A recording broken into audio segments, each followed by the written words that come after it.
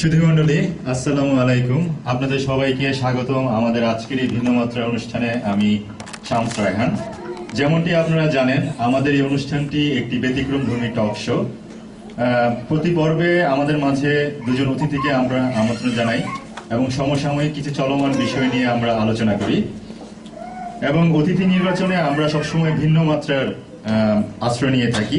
আজও আছে সেই রকম কিছু চমক। তো প্রথমেই আমরা আমন্ত্রণ জানাচ্ছি আমাদের সকলের পরিচিত রাজনৈতিক ব্যক্তিত্ব, বর্তমান সাংসদ জনাব কবির রহমানকে।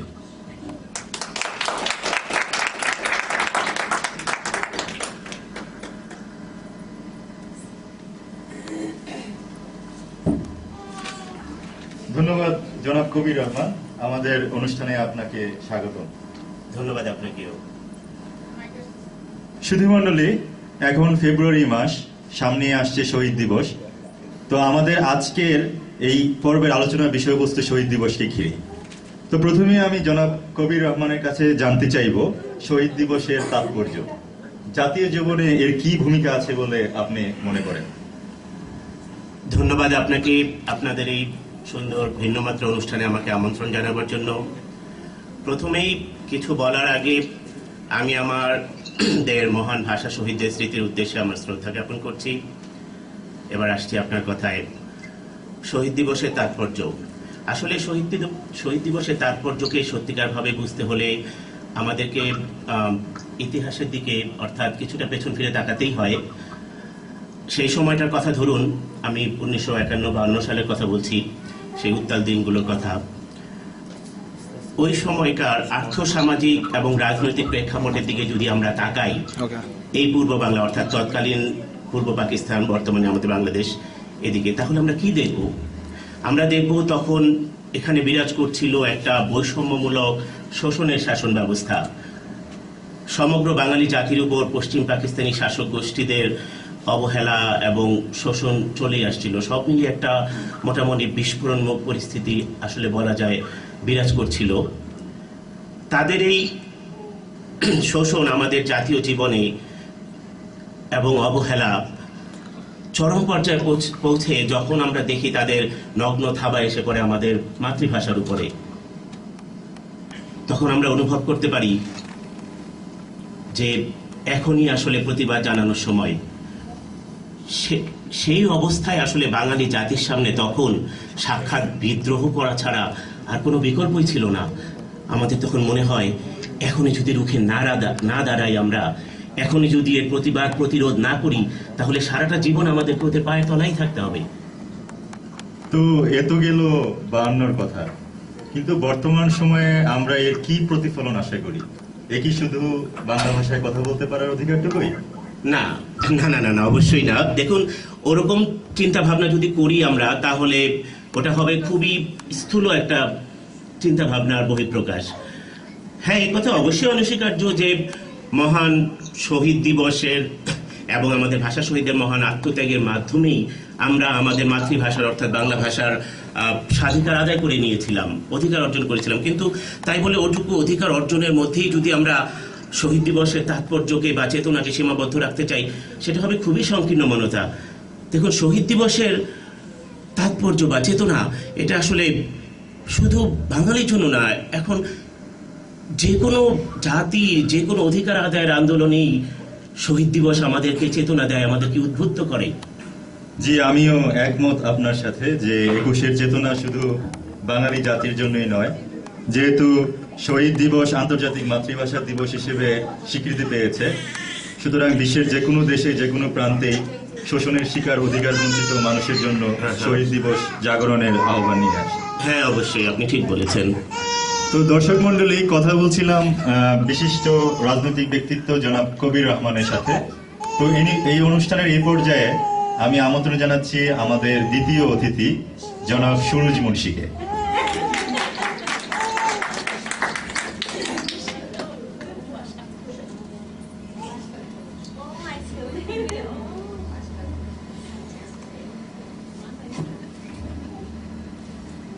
ধন্যবাদ সুরজ মুন্সি আমাদের অনুষ্ঠানে আপনাকে আসার জন্য।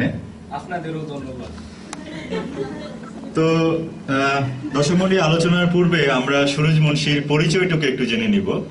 তো জনাব সুরজ মুন্সি, আপনার সম্বন্ধে একটু বলবেন কি? আমি একজন সাধারণ স্কুল শিক্ষক। কিন্তু আমার জানা মতে আপনার আরো বড় একটি পরিচয় আছে। আপনার আমাদের সেই সম্পর্কে কিছু বলুন। আপনি একজন বীর মুক্তিযোদ্ধা।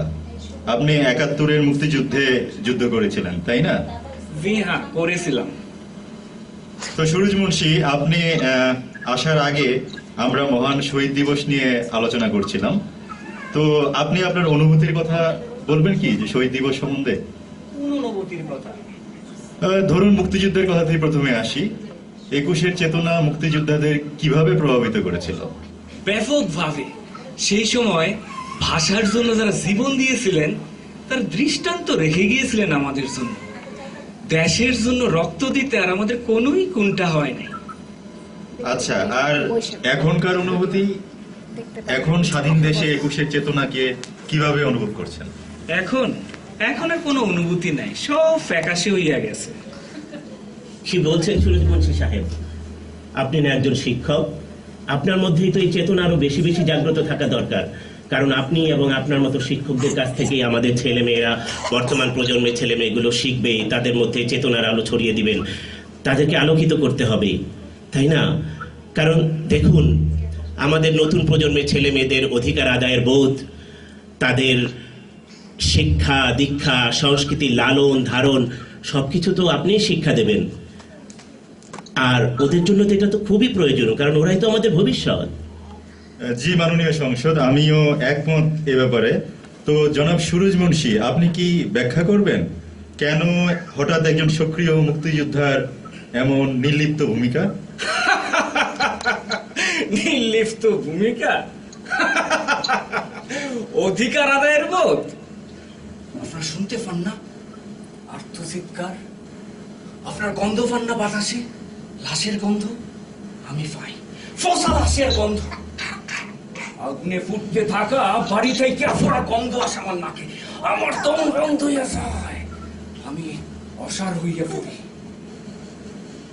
কি বলছেন এসব? কিসের লাশ, কিসের পোড়া ধোঁয়ার গন্ধ? আমার আপনজনের লাশ, আমার বাপ মা ছোট ভাই বোনদের লাশ, আর আগুনে ফুটতে থাকা আমাকে বাড়ি। আমরা দুঃখিত সুরজ মিয়া, আপনি কি কোনো পারিবারিক দুর্ঘটনার কথা বলছেন? আমাদের হাতে সময় একটু কম, যদি সংক্ষেপে একটু ব্যাখ্যা করেন। না, আমি কোনো পারিবারিক দুর্ঘটনার কথা কইতেছি না, আমি ঠান্ডা মাথায় করা হত্যাকাণ্ডের কথা কইতেছি। আপনি কোন হত্যাকাণ্ডের কথা বলছেন?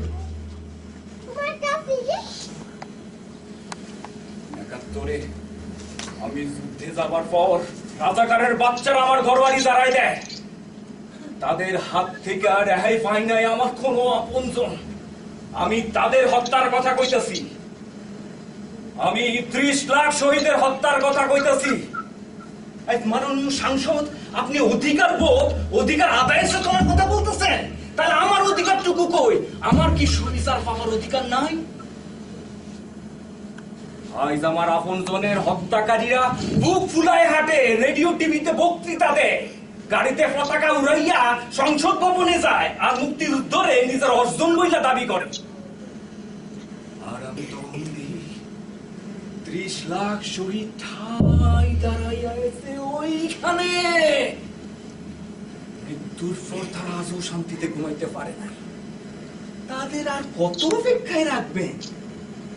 তাদের একটাই মাত্র দাবি, যুদ্ধবাড়িদের বিচার চায়।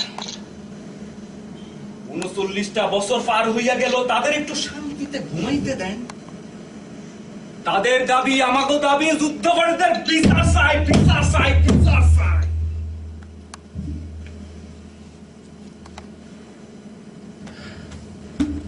দর্শক মন্ডলী, আমরা দুঃখিত, সময়ের স্বল্পতার কারণে আমাদের আলোচনার পর্ব এখানেই শেষ করতে হচ্ছে। সুরজ মুন্সি যে দাবি তুলে ধরেছেন তা সকল আলোচনার ঊর্ধ্বে। আসলে আলোচনার বিশেষ কিছু আর অবশিষ্ট নাই। তারই দাবি আজ সময়ের দাবি। যুদ্ধ অপরাধীদের বিচার সম্পন্ন করে জাতি আজ কলঙ্কমুক্ত হোক, এই প্রত্যাশায় শেষ করছি আমাদের এই ভিন্ন মাত্রা। দেখা হবে সামনের সপ্তাহে একই সময়ে একই চ্যানেলে। ধন্যবাদ সবাইকে, শুভরাত্রি।